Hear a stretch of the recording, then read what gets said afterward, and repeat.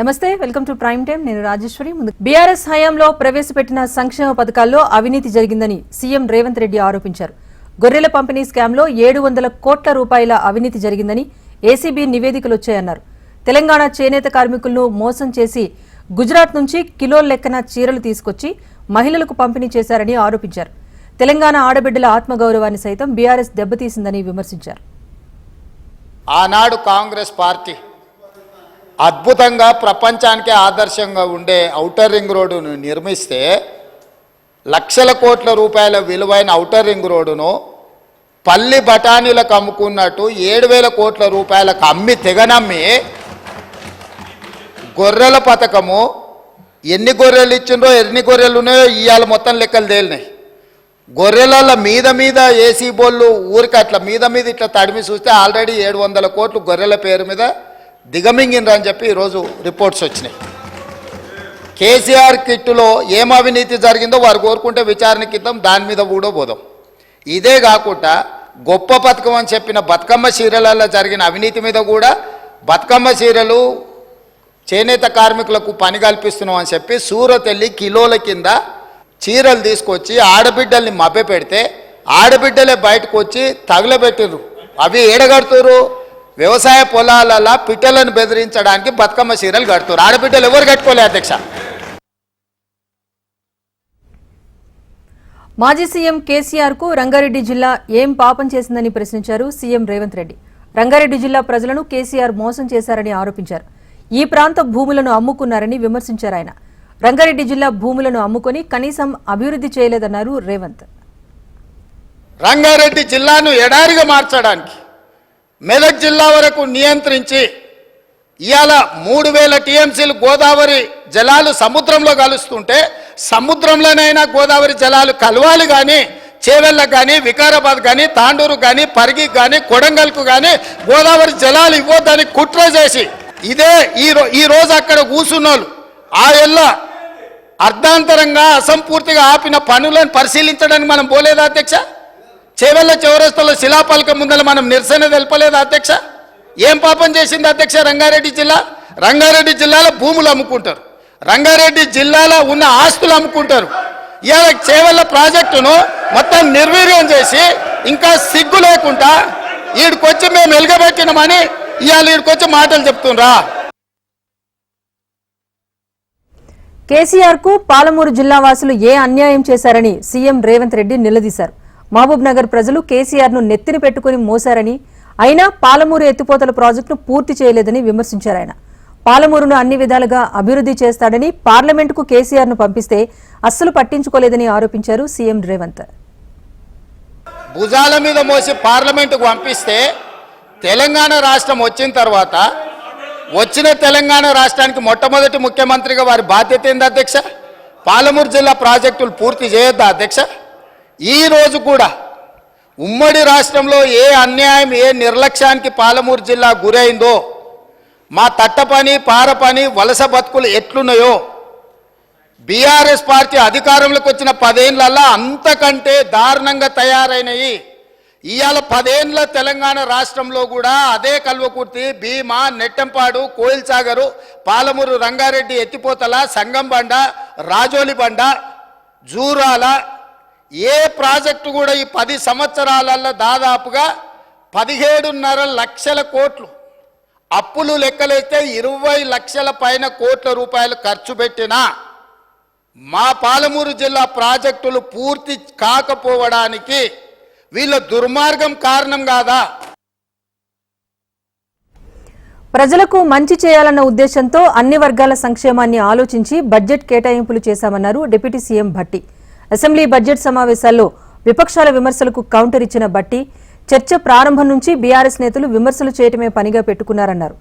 గత ప్రభుత్వం ఇచ్చిన ఏ ఒక్క హామీని నెరవేర్చలేదని, అధికారంలోకి వచ్చిన 8 నెలల్లోనే పథకాలను ఒక్కొక్కటిగా అమలు చేస్తూ వస్తున్నామని తెలిపారు భట్టి. ప్రజల కోసం మీరు మీ ముఖ్యమంత్రి, మీ క్యాబినెట్, మీ పార్టీ చాలా లోతుగా ఆలోచన చేసింది. మీరు ఇప్పుడే వచ్చారు, ఇంకా 5 సంవత్సరాల సమయం ఉంది, సరే కొంత టైం ఇస్తున్నాం, మీరు చేయండి, బాగా లేకపోతే మేము చెప్తాం అనేటువంటి ఆలోచనతో ఏమైనా చెప్తారేమో అనుకున్నారు. అటువంటిది ఏం లేదు అధ్యక్ష. లేచిన దగ్గర నుంచి కూర్చునేంతవరకు ఒకటే దాడి. ఏదో మాది 10 సంవత్సరాలు అయిపోయినట్టు, 10 సంవత్సరాల్లో మేము ఇచ్చినటువంటి హామీలు ఏమీ చేయనట్టు దాడి మొదలుపెట్టారు. మీరు 10 సంవత్సరాలు పాలన చేసి అంతిమంగా చివరికి మీరు చెప్పిన ఏదీ చేయకుండా వదిలేసిపోయారు. మేము వచ్చి 8 నెలలు కూడా కాలేదు. ఈ 8 నెలల్లో 3 నుంచి 4 నెలలు మోడల్ కోడ్ ఆఫ్ కండక్ట్కే పోయింది. అంటే కేవలం 3.5 నుంచి 4 నెలలు మాత్రమే వర్కింగ్ మంత్స్. ఈ కేవలం 4 నెలల్లో కూడా ప్రజల కోసం ఆలోచించి అనేక పథకాలను మేము అమలు చేసుకుంటూ వచ్చాం అధ్యక్ష. ఎక్సైజ్ శాఖపై హరీష్ రావు చేసిన వ్యాఖ్యలకు deputy CM Bhatti Vikramarka counter ఇచ్చారు. ఎంత దొరికితే అంత దోచుకోవటానికి గడువు కంటే ముందే ఆక్షన్ పెట్టారని ఆరోపించారు. ప్రభుత్వానికి రావాల్సిన ఖజానాను గత ప్రభుత్వం ఒక కుటుంబానికి మళ్లించిందని విమర్శించారు. కానీ తమ ప్రభుత్వంలో అలాంటివి జరగవన్నారు డిప్యూటీ సీఎం భట్టి విక్రమార్క. ఎందుకు కూర్చారు మీరు? ఈ సంవత్సరం పెట్టాల్సిన ఆక్షన్ ముందే ఎలక్షన్ కంటే ముందు ఎందుకు పెట్టుకున్నారు? అంటే ఏదో దాంట్లో ఎంత దొరికితే అంత దోసుకుందాం అనే ఆలోచన మీది. అది తప్ప ఇంకోట. రెండోది నేను ఇంకోటి చెప్తున్నా. ఏంటి అధ్యక్ష,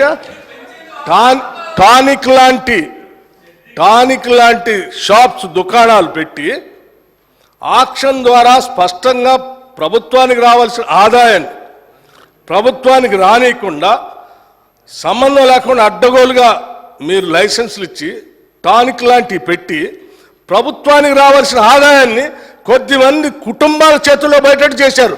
అటువంటి దాన్ని మేము పోనీయం. ఆ ఆదాయం అంతా రాష్ట్రానికి వచ్చేటట్టు. తెలంగాణలో దశ దిశ లేని పాలన నడుస్తోందని, రాజకీయ రొద తప్ప విజనేమీ లేదు, విషయమూ లేదని హరీష్ రావు విమర్శించారు. తెలంగాణ ఏర్పడ్డ నాటి నుంచి 2023 వరకు తమ ప్రభుత్వంలోనే రాష్ట్ర జీడీపీ, వ్యవసాయం, విద్యుత్, ఎక్సైజ్ రంగాలను అభివృద్ధి చేశామన్నారు. 8 నెలల కాలంలో కాంగ్రెస్ ప్రభుత్వం ఏం చేసిందని హరీష్ రావు ప్రశ్నించారు. తలసరి ఆదాయం ఇంత గొప్పగా పెరిగిందంటే 10 ఏళ్ల మా పాలన ఫలితమా, 8 నెలల మీ పరిపాలనలో పెరిగిందా? దయచేసి చెప్పాలని చెప్పి నేను కోరుతా ఉన్నా. ఒకసారి గుండె మీద చేసుకొని చెప్పండి, ఎవరి పరిపాలనలో ఈరోజు దేశంలో తలసరి ఆదాయంలో ఈ రాష్ట్రం మొదటి స్థానంలో నిలబడ్డది? అధ్యక్ష, 4.5 లక్షలు లేని జిఎస్డిపిని 14.5 లక్షల పైకి తీసుకుపోయింది మా బీఆర్ఎస్ పాలననా, మీ 8 నెలల కాంగ్రెస్ పాలననా అని నేను అడుగుతా ఉన్నాను అధ్యక్ష. 2014లో దేశ జీడిపికి తెలంగాణ కాంట్రిబ్యూషన్ 4.1% అయితే ఈ రోజు అది 5% పెరిగిందంటే ఇది 10 ఏళ్ల మా శ్రమ ఫలితమా, 8 నెలల మీ డ్రామా ఫలితమా అని నేను అడుగుతా ఉన్నాను అధ్యక్ష. అధ్యక్ష, 2013-14లో 1,07,00,000 ఉన్న పంటల ఉత్పత్తిని 4 కోట్ల టన్నులకు తీసుకుపోయింది మా పరిపాలన ఫలితమా, మీ 8 నెలల పాలననా అని నేను అడుగుతా ఉన్నాను అధ్యక్ష. తెలంగాణ బడ్జెట్పై అసెంబ్లీలో హరీష్ రావుకు కోమటిరెడ్డికి మధ్య మాటల యుద్ధం జరిగింది. ఎక్సైజ్, కరెంటు అంశాలపై అధికార, ప్రతిపక్ష నాయకుల మధ్య వాడివేడి చర్చ జరిగింది. ప్రతిపక్ష నేతల్లో హరీష్ రావు బడ్జెట్పై ప్రభుత్వాన్ని నిలదీయగా, అధికార పక్ష నేతలు ధీటుగానే బదులిచ్చారు. సబ్జెక్టుపై అవగాహన విషయంలో నాలెడ్జ్ పై పరస్పరం కౌంటర్లిచ్చారు. కోమటిరెడ్డి గారికి ఘాటుగా సమాధానం చెప్పగలుగుతా, కానీ నా బాధ ఏంటంటే ఇట్ విల్ డీవియేట్. ఆయనకేమో హాఫ్ నాలెడ్జ్. వారికి హాఫ్ నాలెడ్జ్ కాదు సార్, ఆకారం పెరిగింది చెప్పి అసలు నాలెడ్జే లేదని. ఆకారం పెరిగింది, ఆయన నాలెడ్జ్ ఎక్కడ సార్? ఆయన ఒక డమ్మీ అల్లుడారా. ఆయనకు హాఫ్ నాలెడ్జ్ కాదు, ఆకారం పెరగగానే సరిపోదు, బుద్ధి ఉండాలి. దళితులు ముఖ్యమంత్రి అన్నాడా లేడా? మీ మామ అన్నాడా లేడా? తప్పు చెప్పు, మీ మామ అన్నాడా లేడా? మా వెంకటరెడ్డి గారు ఒక మాట చెప్పారు, వారికి హాఫ్ నాలెడ్జ్ అని. వారికేమో హాఫ్ నాలెడ్జ్, పెద్దానికేమో ఫుల్ నాలెడ్జ్. ఇక మేము ఏం చేస్తాం అధ్యక్ష? కాబట్టి అందుకే సభలో వాస్తవాలు మాట్లాడితే బాగుంటుంది అధ్యక్ష. తాను ముస్లింను అయినందునే తనపై కేసును పోలీసులు కొట్టివేయలేదని ఎంఐఎం ఎమ్మెల్యే అసదుద్దీన్ ఓవైసీ ఆరోపించారు. ఎన్నికల సందర్భంలో నమోదైన కేసు నుంచి అమిత్ షా పేరును తొలగించిన పోలీసులు తన కేసును ఎందుకు కొట్టివేయలేదని అక్బరుద్దీన్ ఓవైసీ ప్రశ్నించారు. విద్యుత్ ఛార్జీల రికవరీ కోసం పాత బస్తీనే పైలట్ ప్రాజెక్టుగా ఎందుకు ఎంచుకున్నారని ప్రశ్నించారు. ప్రతి చోట విద్యుత్ చోరీ జరుగుతోందని, కానీ పాత బస్తీపైనే ఆరోపణలు ఎందుకని అన్నారు అక్బరుద్దీన్. मैं मुसलमान हूं बोल के मेरे ऊपर केस, और वो अमित शाह है आपके दोस्त या बड़े भाई है बोल के उसलिए उनका केस वापस ले लिए. वाह क्या है साहब. दे कॉलर्स हमको चोर बोलते हैं, लाइट की चोरी हो रही है, अदानी को देंगे. अरे हम चोर नहीं है, ना चोरी होती है पुराने शहर में, हम नहीं करते, सिर्फ इल्जाम लगाया जाता है. चोरी कहां कहां नहीं है सर, चोरी कहां नहीं है? लीकेजेस है, पिल्फरेजेस है, डिस्ट्रीब्यूशन से लेके పాత బస్తీ మెట్రోపై తెలంగాణ అసెంబ్లీలో వాడివేడి చర్చ జరిగింది. బడ్జెట్పై చర్చ సందర్భంగా ఎంఐఎం చీఫ్ మెట్రో ప్రాజెక్టుపై ప్రభుత్వానికి ప్రశ్నలు సంధించారు. ఏళ్లుగా కేటాయింపులే తప్ప రూపాయి విదిల్చింది లేదన్నారు. మెట్రో వచ్చింది లేదు అంటూ మండిపడ్డారు. ఏ ఏజెన్సీ ప్రాజెక్టు చేపడుతుందో చెప్పకుండానే శంకుస్థాపనలు ఎలా చేస్తారని ప్రశ్నించారు. దీనిపై స్పందించిన సీఎం రేవంత్ రెడ్డి 5 ఏళ్లలో పాత బస్తీలో మెట్రో పరుగులు పెడుతుందని మాటిచ్చారు. without a tender being called, without a contract being given, without an agency has been given the responsibility of the work, you have to just lay the foundations. Is this justice?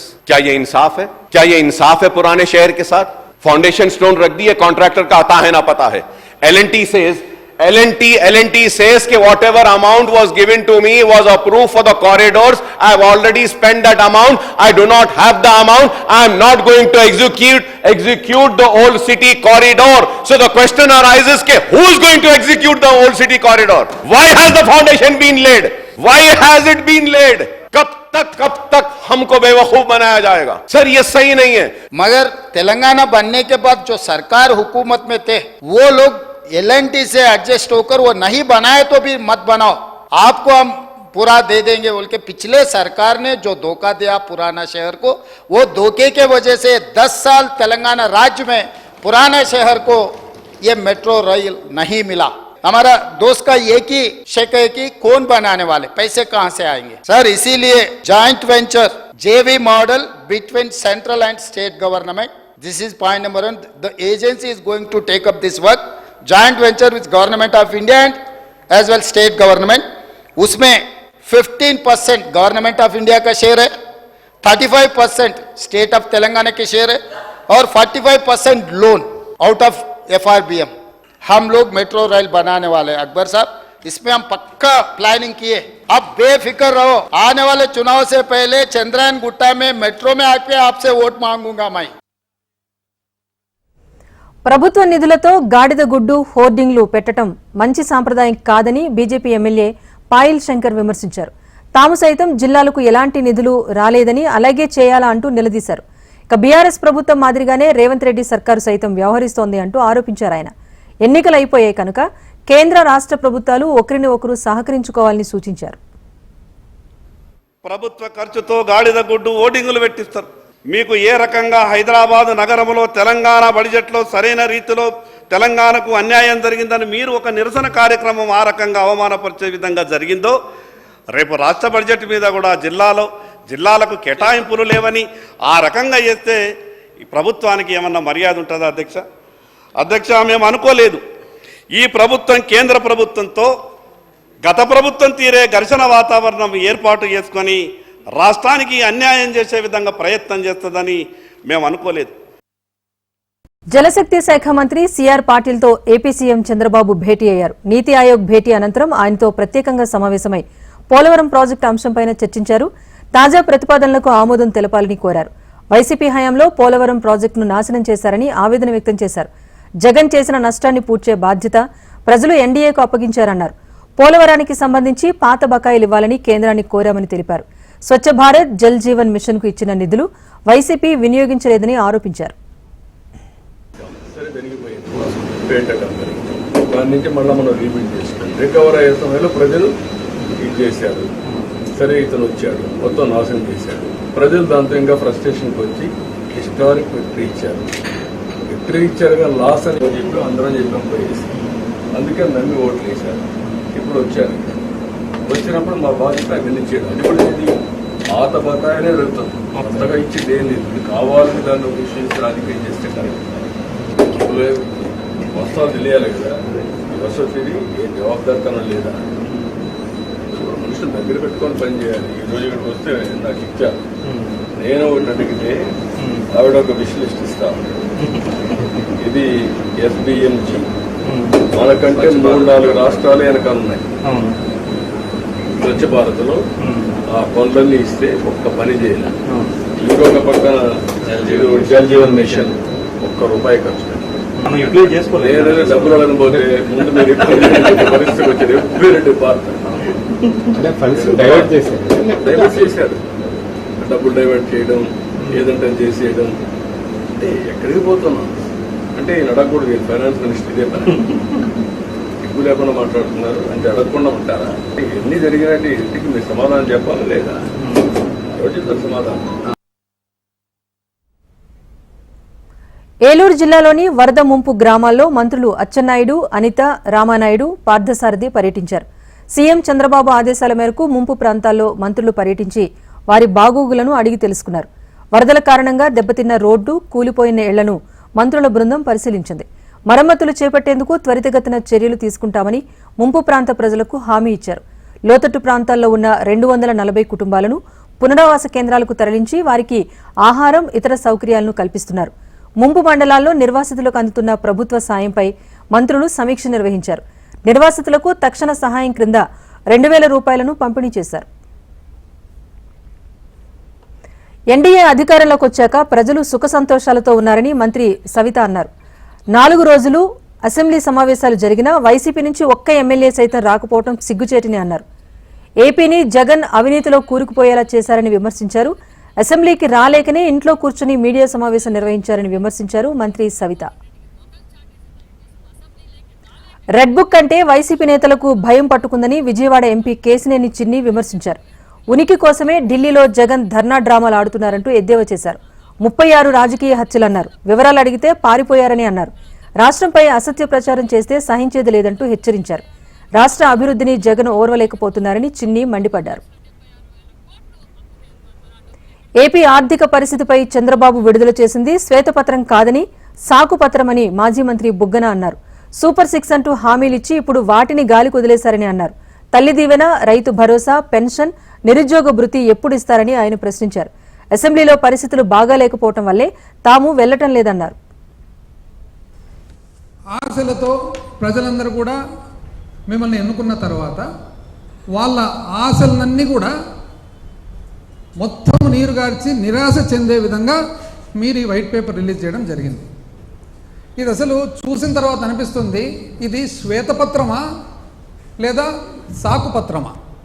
ఇప్పుడు మొదలు కాకముందే మొట్టమొదటి ఓవర్లోనే super 6 duck out అయినట్లుంది. ఈ super 6ను duck out రూపంలో పక్కన పెట్టి అసలు మామూలుగా చేయవలసిన స్కీమ్ కూడా అంటే ఈ సమయానికి 5 సంవత్సరాలు కూడా అసలు బళ్ళు తెరిచేటప్పటికి ఇవ్వవలసిన అమ్మఒడి కూడా ఇవ్వకుండా ఆలోచన చేద్దాము, డేటా తీసుకోవాలి అంటే ఇదేందండి డేటా? అంటే మీరు 6 వైట్ పేపర్లు రిలీజ్ చేస్తారే, డేటా లేకుండానే రిలీజ్ చేస్తారా? కేంద్ర బడ్జెట్లో ఏపీ రాజధాని అమరావతికి ప్రాధాన్యత ఇచ్చినట్టు కేంద్ర మంత్రి మురుగన్ తెలిపారు. వెనుకబడిన ప్రాంతాల అభివృద్ధి లక్ష్యంగా బడ్జెట్ కేటాయించామన్నారు. ఆయా ప్రాంతాల్లో 8.2% ఆర్థిక అభివృద్ధిని లక్ష్యంగా నిర్దేశించామన్నారు.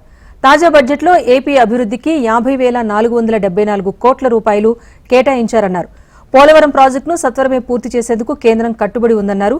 దేశంలో రొయ్యల ఎగుమతిలో 60% ఏపీ నుంచే ఉందన్న ఆయన బ్రీడింగ్ సెంటర్ను అభివృద్ధి చేస్తామన్నారు. ఇక వ్యవసాయంలో విభిన్న పంటల పెంపకం కోసం పరిశోధనలు చేసేందుకు వీలుగా నిధులు కేటాయిస్తామని మురుగన్ తెలిపారు.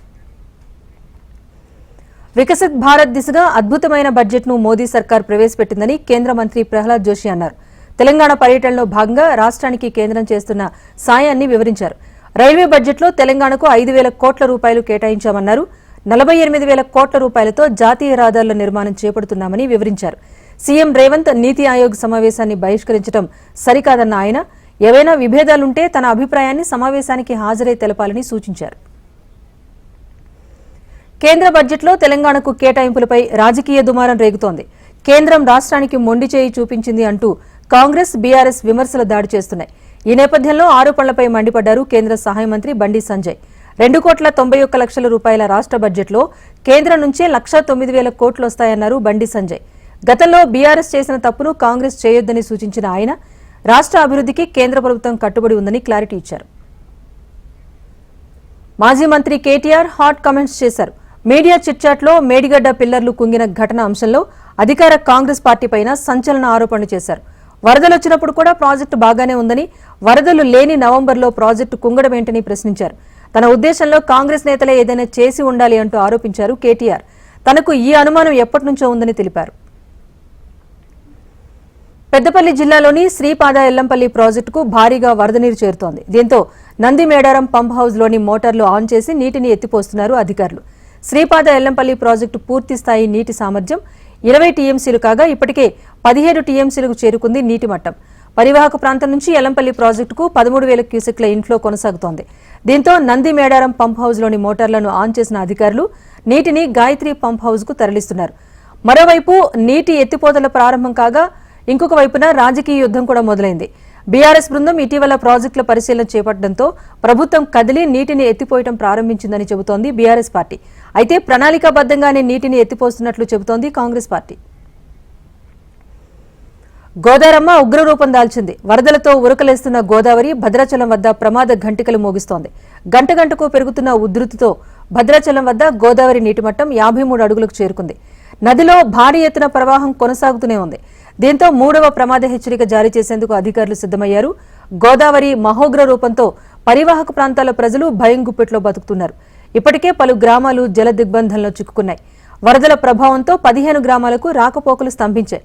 9 పునరావాస కేంద్రాలను ఏర్పాటు చేసి లోతట్టు ప్రాంతాల ప్రజలను తరలిస్తున్నారు. ఢిల్లీలోని రాష్ట్రపతి భవన్ కల్చరల్ సెంటర్లో నీతి ఆయోగ్ సమావేశం జరిగింది. ప్రధానమంత్రి నరేంద్ర మోదీ అధ్యక్షతన 9వ పాలక మండలి భేటీ అయింది. సమావేశానికి విపక్ష కూటమి ముఖ్యమంత్రులతో సహా బీహార్ సీఎం నితీష్ కుమార్ గైర్హాజరయ్యారు.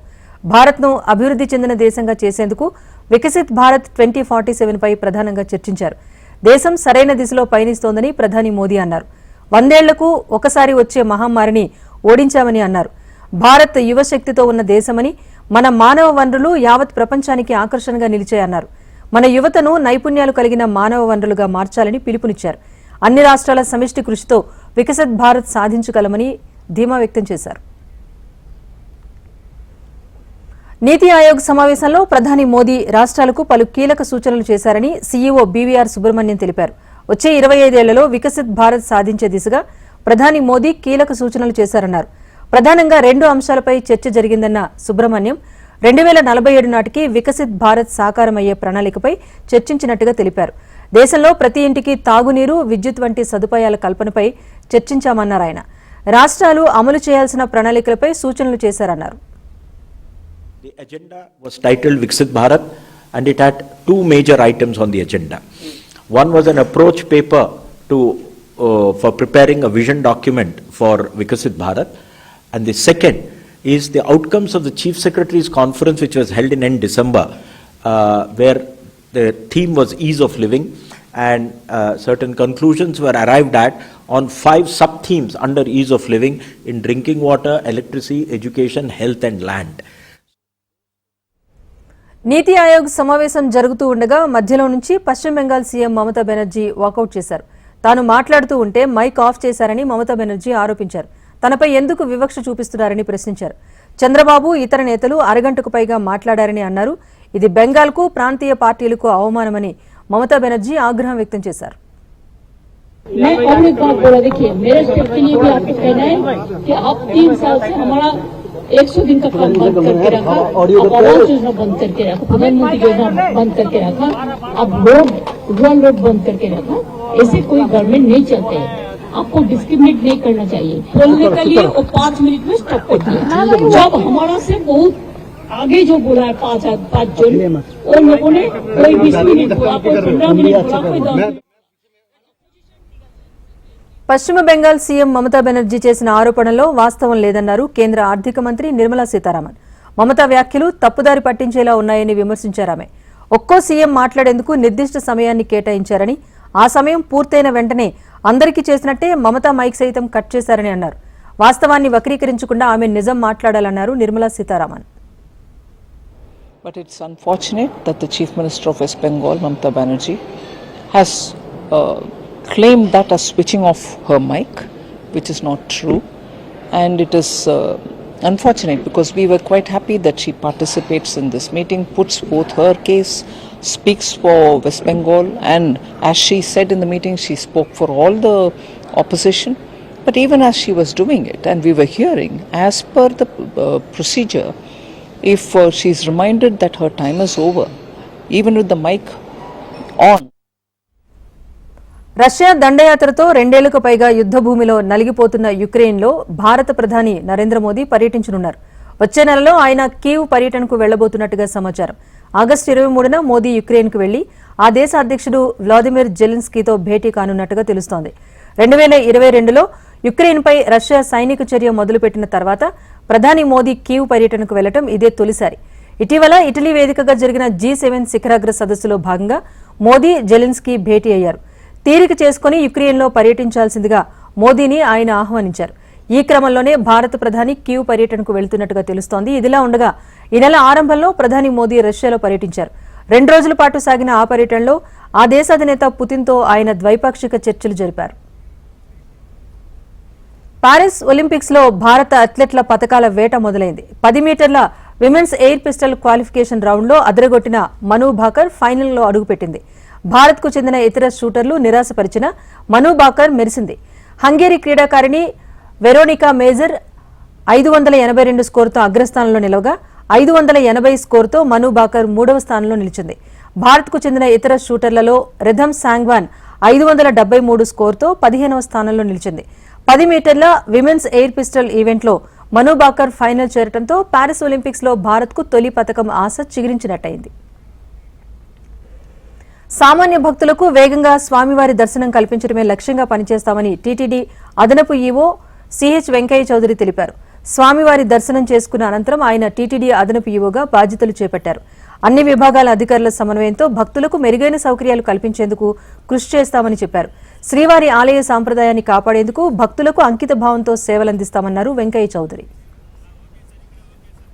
కన్వర్ యాత్రలో ఎలాంటి అవాంఛనీయ సంఘటనలు జరగకుండా భారీ భద్రతా ఏర్పాట్లు చేపట్టారు. కన్వర్ యాత్ర ఎలాంటి అవాంతరాలు లేకుండా ముందుకు సాగేందుకు వీలుగా విస్తృత ఏర్పాటు చేసినట్టుగా పోలీసు అధికారులు తెలిపారు. యాత్రా మార్గంలో ఇప్పటికే డ్రోన్లతో నిఘా ఏర్పాటు చేయగా తాజాగా బ్లాక్ కమాండోస్తో భద్రత పెంచారు. ఇది prime time update. Keep watching HM TV. వార్త ఆగదు, నిజం దాగదు.